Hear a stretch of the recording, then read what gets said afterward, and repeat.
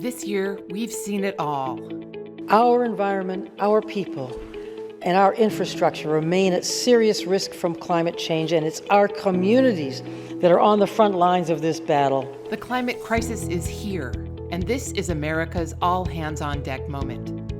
Fortunately, the U.S. Climate Alliance's 25 governors are stepping up and answering the call.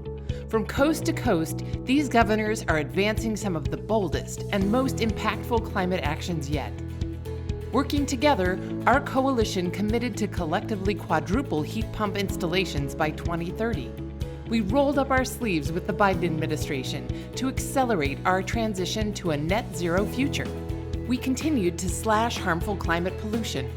And alliance states and territories are now on track to reduce our collective greenhouse gas emissions by 26% below 2005 levels by 2025 and meet our near-term climate goal.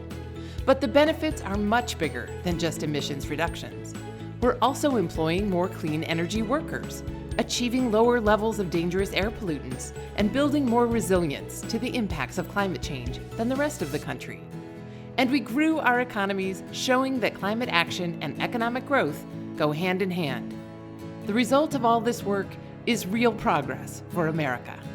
The tremendous pace of innovation, together with the policies we've adopted because of your leadership, ought to give us significant doses of hope.